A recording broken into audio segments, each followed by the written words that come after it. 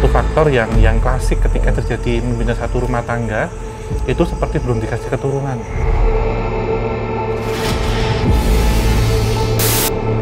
Ketika nanti putrimu berusia 13 tahun, dia harus meneruskan kamu dan ikut dengan kamu. Elizabeth sendiri pun ketika malam-malam tertentu, itu kadang di balik jendela seperti itu, masih terlihat sosok bayang-bayang ibunya.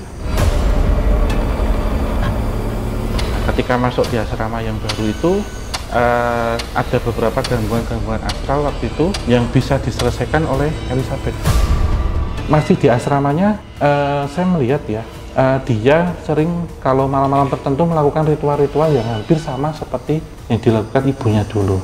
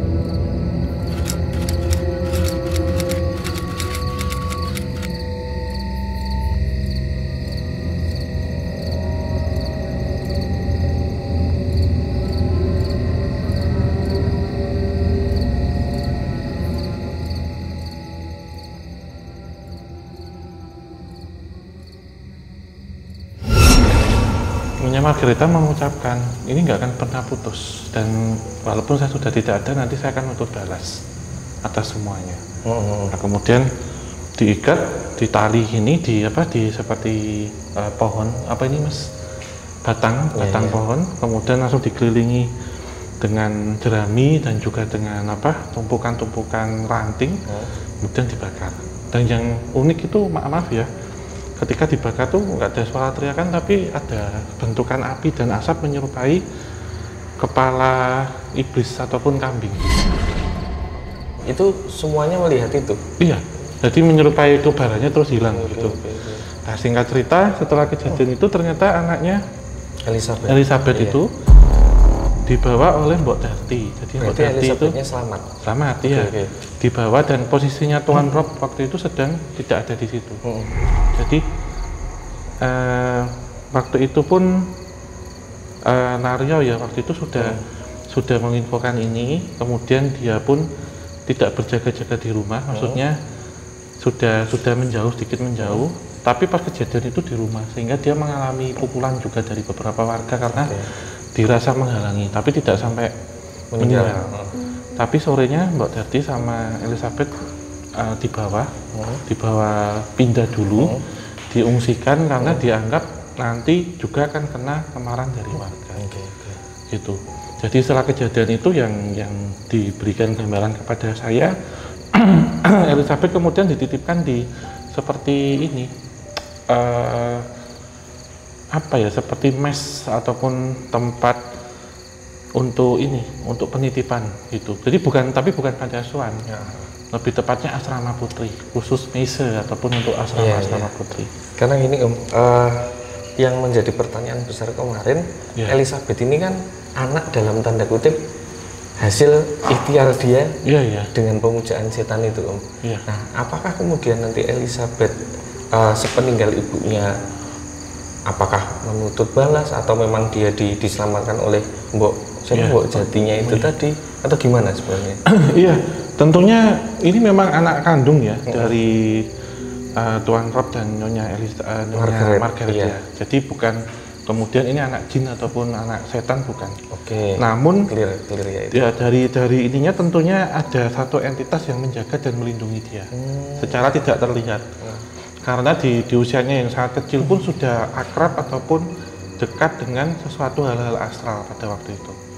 Dan ibunya tentunya juga mempelajari ilmu ini sehingga memiliki kebukaan ataupun kepekaan secara sixth sense gitu. Karena ketika saya melihat jendela di sana itu bayangan-bayangan masa lalu ketika bermain ataupun berjalan, kemudian masa hidupnya seperti apa itu terlihat jelas seperti itu. Kemudian di step selanjutnya Elisa ini memang tinggal di satu asrama termasuk belajar pelajaran-pelajaran pada waktu itu dan dia berteman dengan campur. Jadi di sini ada tapi semuanya perempuan. Sekolah ini hanya khusus perempuan. Ya, tapi dari kalangan atas gitu, baik orang Belanda, orang Chinese pada waktu itu ataupun bangsawan pribumi. Nah, kayak ini ya, menyerupai sekolah suster gitu itu ya, menyerupai gitu-gitu ya. Memang yang mendidik seorang suster. Oke. Nah, ketika Elizabeth memasuki usia 10 sampai 13 tahun, dia memang sering terkesan aneh bagi teman-temannya dan dijauhi di komunitasnya. Aneh ini gimana? Aneh itu dalam arti sering menyendiri. Kemudian dia lebih cepat mengerjakan pekerjaan dalam artian tugas-tugas ataupun soal ujian. Gitu. Dan ketika dulu nggak boleh dicontekin atau apa itu kan memicu komunitasnya di situ. Dan Elizabeth juga mendapatkan beasiswa rencananya. Tapi ada satu temannya yang nggak suka waktu itu, nggak suka, kemudian ngompori, julid, akhirnya terjadi persekusi. Dibully lah ya. Dibully ya, yang dimana ketika berjalan ya, misalkan begini itu dia kayak didorong gitu didorong gitu sampai tersungkur di pojok, tapi bukan di sini nih. Kita ibaratkan sekolahannya. Ya, nanti di kisah di sini ada sendiri di pojok, kemudian dia tidak mau melakukan apa-apa, jadi tetap dipukuli, dilempar dengan apa, dia diam aja. Cuman dia ngototin lihat ini kosong. Kemudian kayak temennya sama temennya digini loh, tapi dia tetap ngeliatin kosong gini. Kayak transenden gitu ya kalau mungkin. Terus yang temennya yang nakal ini tadi yang terakhir ngeliat itu kayak terkoneksi mata gitu. Nah, ketika dia jalan, karena sekolahannya itu kan tingkat lantai 2. Yang terakhir ini kayak kemudian tiba-tiba roknya itu keinjek sendiri terus jatuh di tangga. Jadi ternyata itu ada entitas yang melindungi ataupun entitas yang menjaga. Entitasnya ini sama nggak dengan yang dulu dipuja oleh ibunya Margaret? Iya, sama. Gitu. Sama. Karena tentunya ada satu kesepakatan ketika nanti kamu mati, anak ini akan menjadi anak asuh kami. Gitu, dari komunitas itu. Karena sempat beberapa hari sebelum kejadian Nyonya Margareta itu meninggal, itu memang didatangi seperti komunitasnya dia. Jadi komunitasnya dia itu yang saya tangkap memang memakai baju-baju serba hitam dan ada motif-motif putih, jadi menyerupai papan catur gitu. Yang dia membawa kepala kambing, kemudian dia bilang anakmu itu tetap nanti akan jadi anak asuh kami gitu, dengan kemampuan supranatural, dan jangan berani-berani dengan dia, ibarat kata gitu, siapapun itu. Jadi Elizabeth sendiri memiliki satu kemampuan supranatural. Dan teman-temannya belum menyadari hal itu ya. Tapi bukan indigo ya, tapi kemampuan-kemampuan dalam menganalisis suatu permasalahan, pelajaran contohnya. Kemudian juga kekuatan-kekuatan yang di luar dari anak perempuan seumuran dia gitu. Elizabethnya sendiri menyadari nggak dia bahwa saya ini tuh memiliki kemampuan yang lebih dibandingkan teman-teman yang lain, saya bisa ini itu dan sebagainya. Iya, itu yang membuat dia berbeda dan merasa ingin menjauh dari teman-temannya.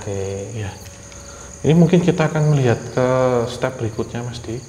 Karena ini tadi di usia 7 sampai 12 tahun, ini apa yang terjadi di 13 sampai usia 17 tahun.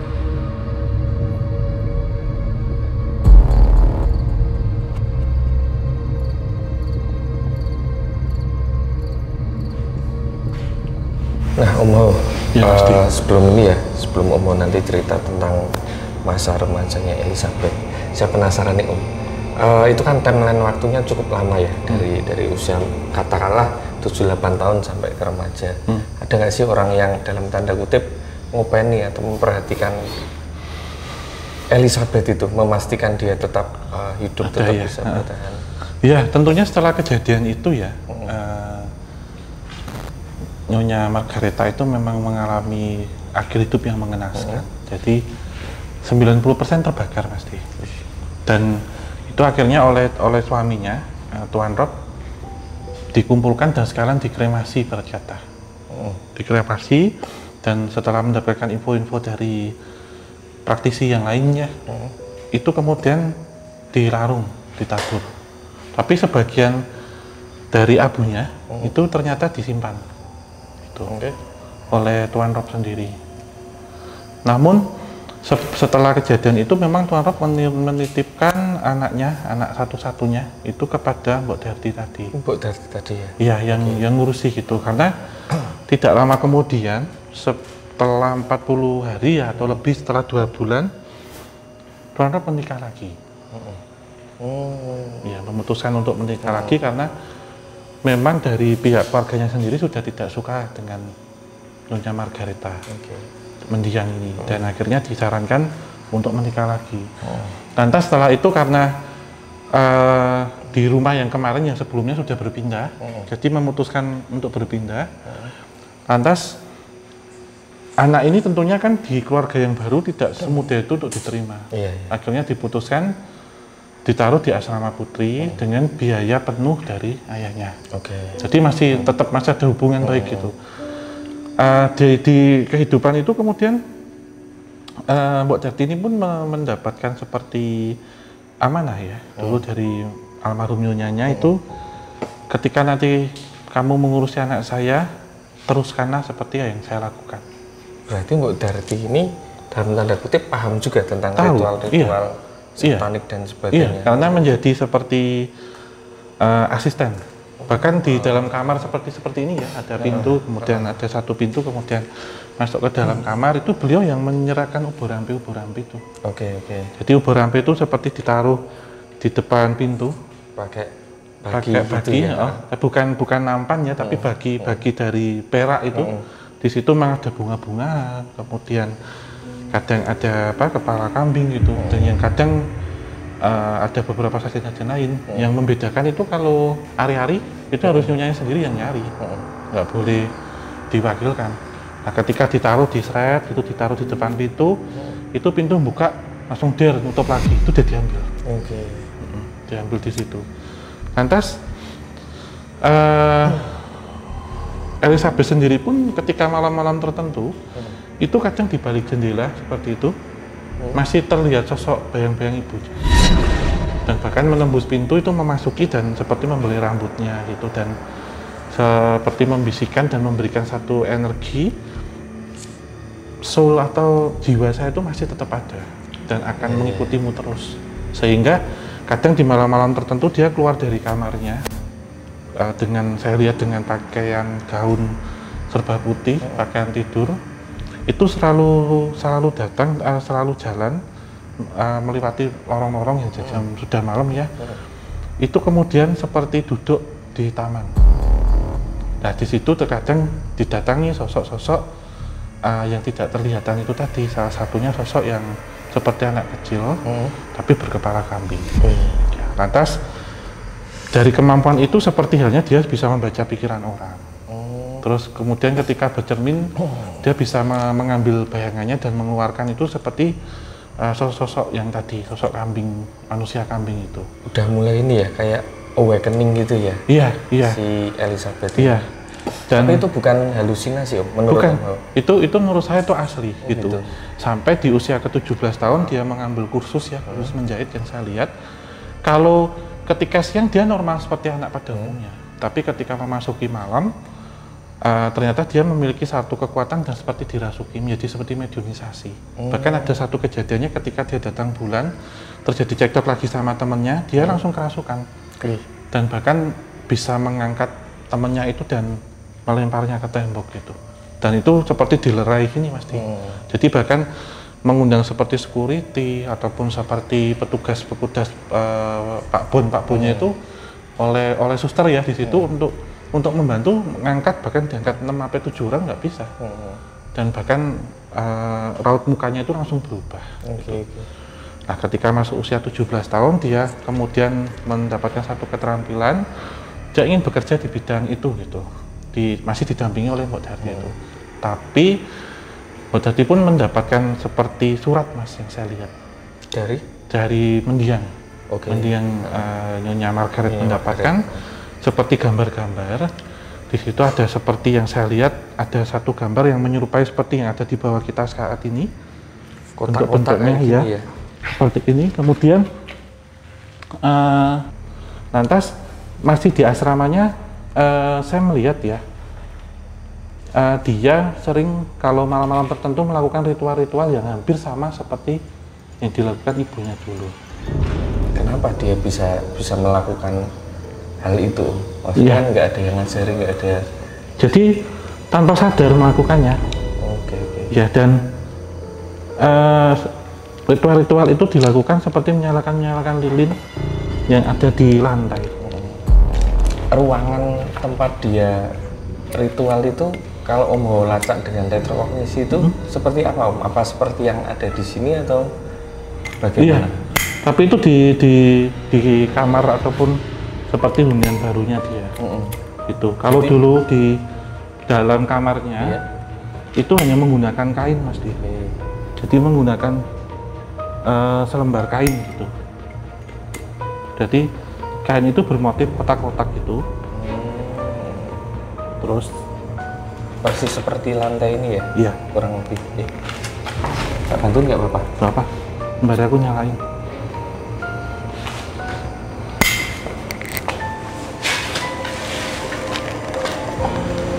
Ini semuanya harus dinyalakan.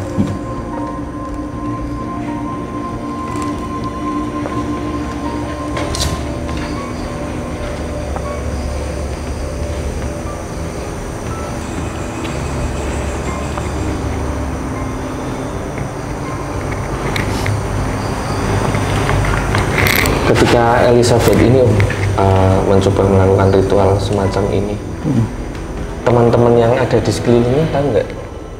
Nggak tahu Mas. Nggak tahu. Karena memang bahkan mengintip pun tidak bisa. Gitu.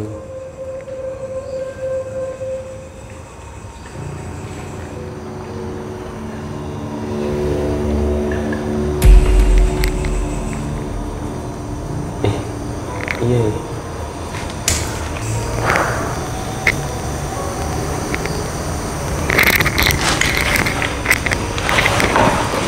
Coba lampu dimatikan.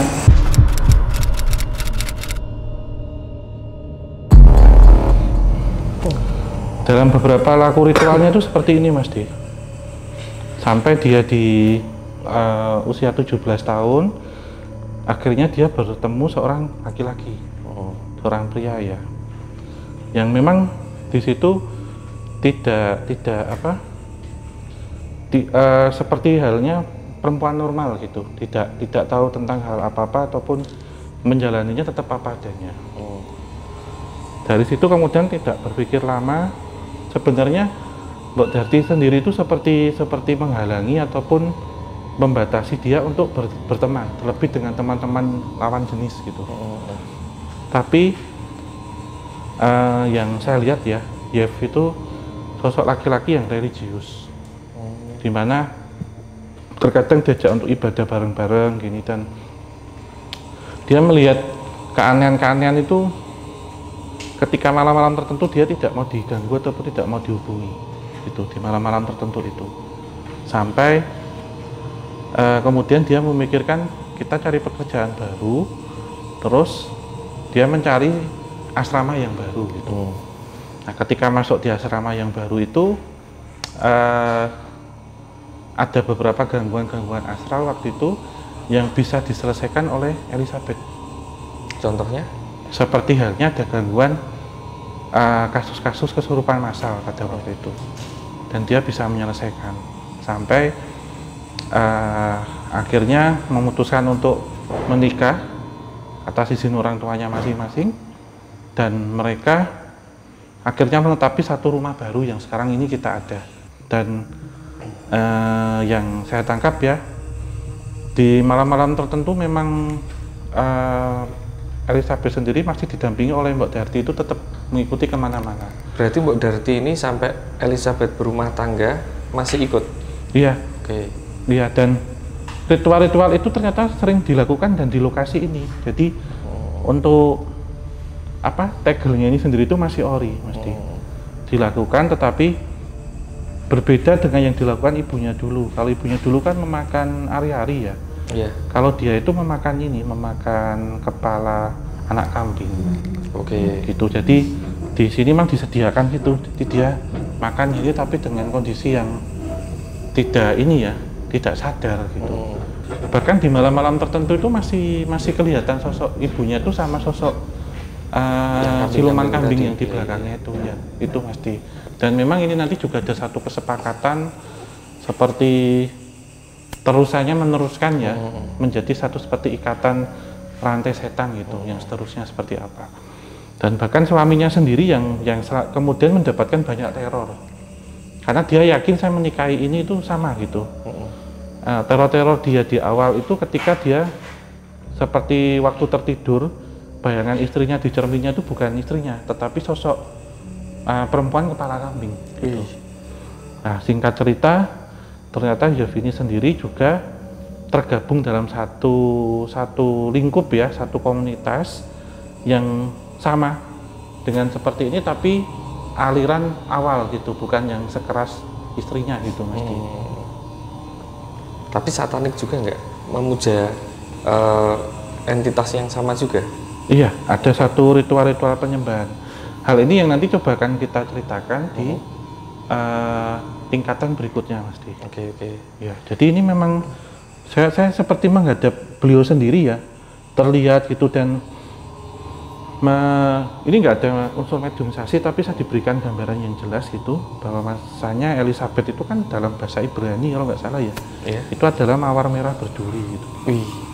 Jadi memang diberikan nama seperti itu, ibarat kata di balik kecantikannya dia menyimpan satu ancaman yang cukup sadis ataupun menakutkan gitu, Mas. Dan lilin yang dipakai pun lilin merah, hampir sama juga, dengan dia menggunakan gaun hitam tapi ada motif merahnya gitu. Kadang ada bunga mawar di sini warna merah. Itu, Mas Di. Iya. Kemudian Om, dari hasil ritualnya Elizabeth itu ada nggak sih yang ingin Elizabeth dapatkan, atau tujuan untuk ritual itu sebenarnya apa sih Om? Ya tentunya kalau di dalam tujuan untuk ini kan Mas Di, seperti satu aktivitas rutin, absen lah gitu, aktivitas rutin. Kemudian dia ketika melakukan itu tidak sadar gitu. Ketika ini sudah selesai, ternyata yang saya lakukan ini sudah selesai gitu. Dulu ada satu perjanjian kan, Nyonya Margareta itu, saya ingin punya anak tapi dengan cara seperti ini, dengan laku-laku seperti ini. Oke. Ketika nanti kamu punya anak itu gak 100% punyamu, tapi anak ini akan kita pakai sebagai salah satu mediasi dan mediator untuk berkomunikasi.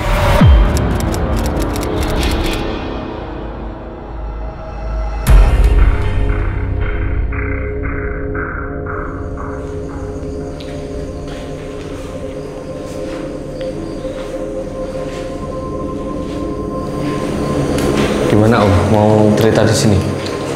Ya, saya tertarik dengan jendela ini sih, Mas.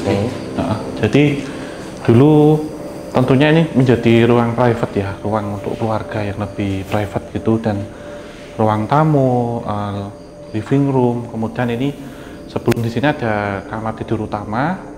Nah, di sini itu ada ruang-ruang keluarga tapi yang lebih dalam lagi, yang lebih private. Jadi di sini memang dipakai untuk makan seperti sarapan, makan siang ataupun makan malam. Tapi beberapa kejadian-kejadian itu aneh ya. Contohnya di sini memang ada seperti meja makan waktu itu.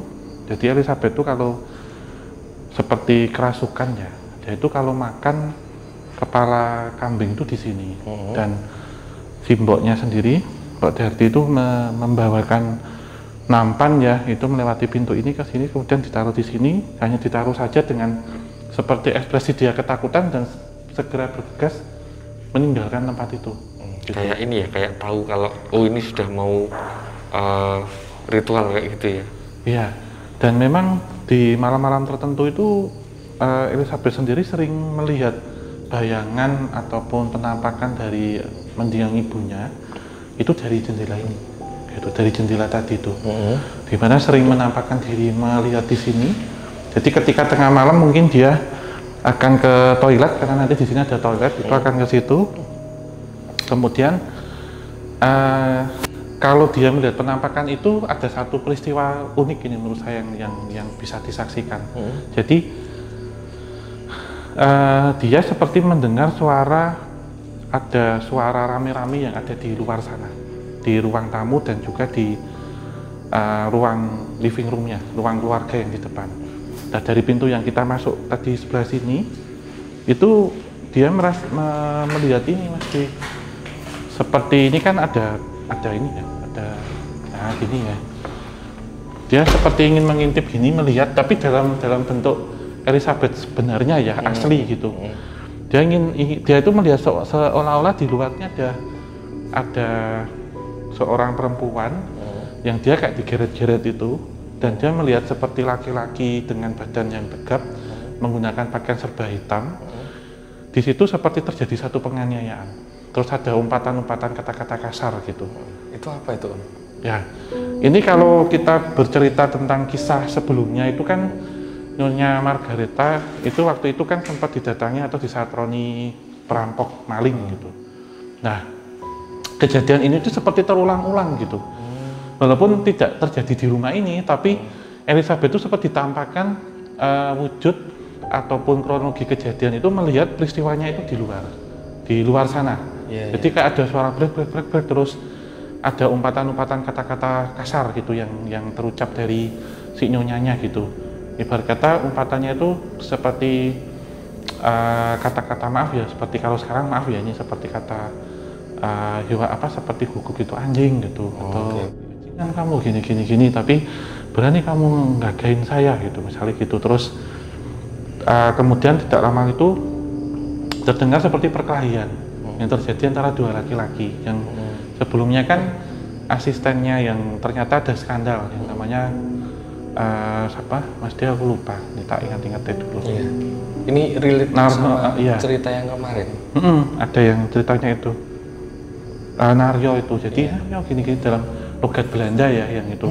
Lantas dia ada suatu kejadian itu melihat menembus ini Mas, jadi kayak 3D gitu, nembus yang digeret itu, dia ditarik gitu, dia hanya mengikuti gini dengan dia gak takut gini Mas Di. Jadi kayak ditunjukkan satu gambaran hologram itu, dia mengikuti ke arah toilet. Itu kayak residual memori gitu nggak sih? Residual memori gitu. Kenapa kok? Oh iya. Iya.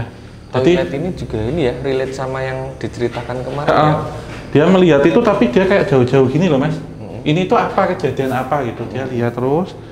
Lantas kemudian dia ditunjukkan di toilet gitu. Dia melihat kejadian waktu membongkar tegelnya itu dibongkar, kemudian jasadnya yang kemarin dipatahin itu terus dimasukkan ke dalam toilet itu. Seketika itu semua kayak menguap hilang gitu. Terus akhirnya dia seperti dari toilet dia kemudian bergegas lari ke mana? Ke kamarnya lagi. Ya, kemudian lantas kembali dan semua kejadian ini sama sekali tidak diceritakan ke suaminya gitu. Jadi tidak pernah diceritakan. Tapi terkadang di malam-malam tertentu dia mendengarkan suara-suara itu seperti Elizabeth, Comte Marir gitu. Apa itu artinya Om? Elizabeth datanglah ke sini. Jadi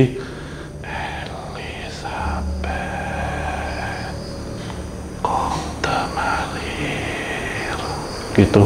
Terus ketika dia mendengar suara itu, dia melihat ini dari balik jendela itu ada seperti sosok perempuan, tapi dengan kondisi tubuh terbakar. Apakah itu mandian ibunya? Iya, dan terbakarnya itu maaf ya, seperti mungkin manekin gitu ya, tapi dia agak meleleh itu. Dan dia manggil-manggil gini Mas Di, ikut saya, intinya gitu. Kamu termahir datang ke sini.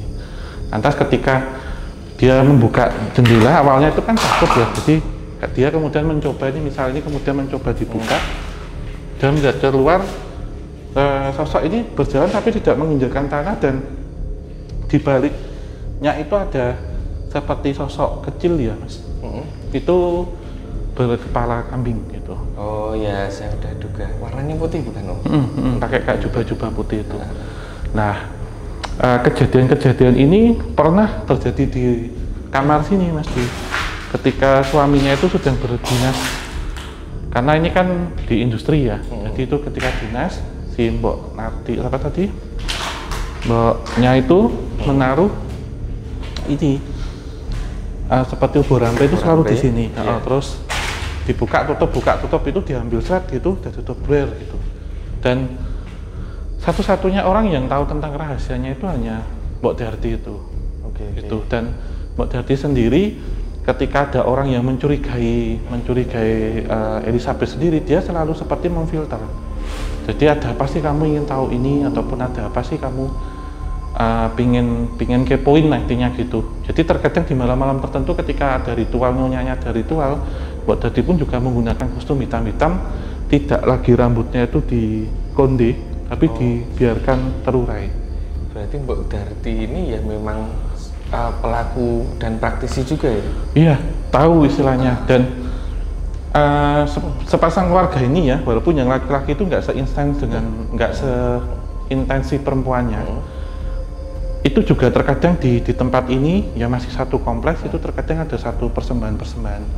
Dan saya juga melihat pernah satu tenaga kerjanya itu terbakar hidup-hidup di lorong bawah tanah yang ada di lokasi industri yang sebelah sana gitu. Nah, ketika waktu itu di malam-malam tertentu, terkadang Elizabeth sendiri juga terpanggil ke belakang untuk menemui sosok yang selalu memanggilnya. Ternyata sosok ibunya itu di ini Mas, dihinggapi oleh sosok itu tadi, sosok apa? Kambing itu tadi.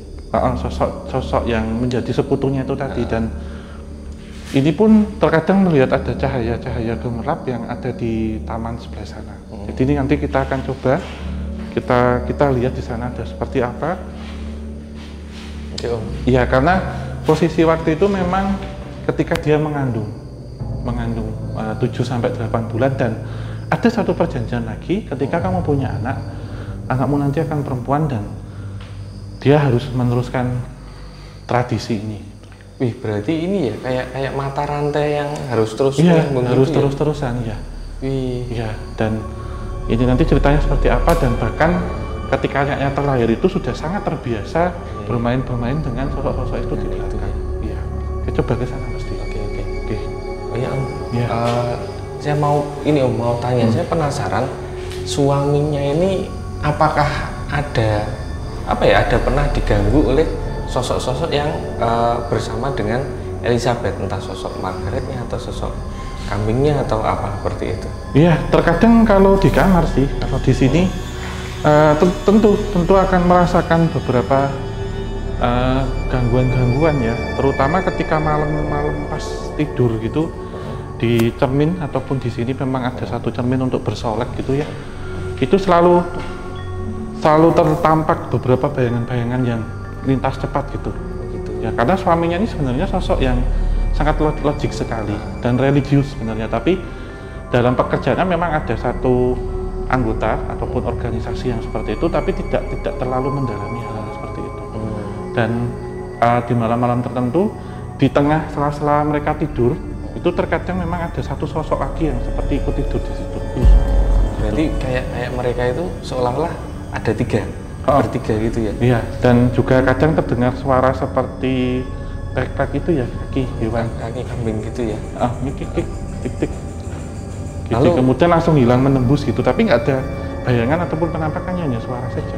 Tapi kemudian apakah anaknya Elizabeth ini tadi ada dalam tanda kutip ya campur tangan dari sosok lain selain ini ya, suaminya itu tadi ya? Ada Mas D, karena saya lihat waktu sedang melakukan hubungan seksual itu sosok laki-lakinya ini memang ditunggangi juga.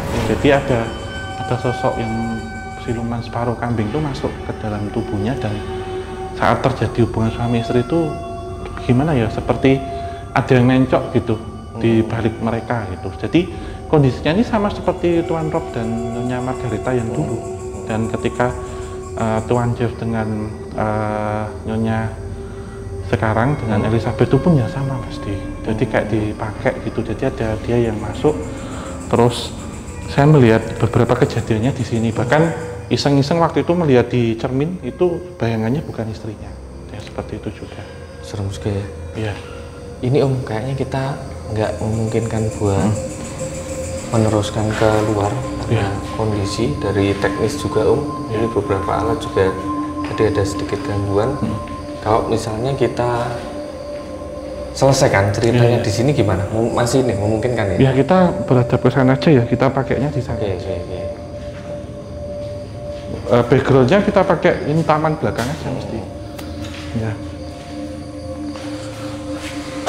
Ya, di suatu ketika suaminya memang sering mengalami mimpi-mimpi buruk ya yang saya lihat, seperti dikejar sosok-sosok bayangan hitam, atau dia yang paling sering melihat kobaran-kobaran api. Bahkan waktu itu dia teriak-teriak dan merasa tubuhnya kepanasan ya, sampai dia melepas bajunya gitu. Dan istrinya sendiri dalam kondisi sadar ini sempat panik gitu, apa yang terjadi denganmu gitu. Yang dia bilang rumah kita terbakar. Jadi saya melihat api, dan saya melihat api. Jadi api pertama itu ketika ibunya dulu, ibunya Elizabeth itu terbakar. Kemudian yang kedua ketika Elizabeth sendiri itu menyalakan lilin-lilin tadi. Dan lilin itu ternyata ada yang satu menyambar ke gorden. Kemudian rumah itu terbakar dalam bayangannya ya. Yang ketiga dia melihat jauh sebelum kejadian tadi yang saya ceritakan di terowongan itu, dan ada satu saluran ruang bawah tanah yang terbakar, dan di situ menimpa banyak pekerja. Gitu. Bisa gitu ya? Iya, ternyata dalam ritual yang dalam segi lingkup luas ya, saya melihat Elizabeth memang seperti diunggulkan di situ. Jadi dia dengan menggunakan baju-baju kebesaran, dan saya lihat di tangan kirinya itu banyak sekali seperti lilin-lilin yang ditata gitu. Dan ada satu persembahan yang mengerikan waktu itu, menggunakan bayi baru lahir ataupun bayi merah. Setelah persembahan itu jalan, lantas Elizabeth akhirnya positif dan hamil. Gitu. Nah, setelah mengalami kejadian di masa kehamilannya ini, memang suaminya mengalami kejadian mimpi-mimpi buruk itu, dan semuanya berkaitan dengan api, sosok yang tadi menjelma itu, dan kadang mengalami seperti keringat dinginnya tengah malam. Ketika ini lantas dikonsultasikan karena sangat religius ya, walaupun ada praktik-praktik seperti itu, ternyata dari salah satu pemuka agama menyatakan tidak ada yang beres dengan istrinya. Nah, akhirnya dia bilang ini istrimu sedang hamil dan dia dalam incaran iblis gitu. Dan coba lihat ketika malam-malam tertentu, coba kamu pura-pura tidur, ikutilah, pasti istrimu akan ke taman bagian belakang. Akan jalan ke bagian situ ya? Iya. Oke. Dan bahkan ketika Tuan Jeff sendiri ingin tahu aktivitas istrinya itu sebenarnya apa dengan bertanya Mbok Dati. Mbok Dati lebih galak dari majikannya. Dia bilang Tuan tidak perlu tahu apa-apa tentang aktivitas ini, tidak perlu tahu apa-apa gitu. Tetap masuk kamar sana, dia bilang gitu. Jadi kayak dia ngalangin gitu loh Mas, ketika dia ngikutin gitu. Bahkan ketika itu kayak tuannya mengintip dari sini, ternyata Mbok Jatinya nutupinya langsung dari luar. Dari luar dia membalikkan badan terus balik gini. Tuan nggak perlu tahu apa-apa, langsung ditutup. Itulah. Sebenarnya semakin kesini itu memang ada satu pertikaian dan pergulatan yang lebih dalam lagi. Bahkan semua ini nanti akan terjadi puncaknya itu ketika dia melahirkan putrinya, itu yang diberi nama Martha.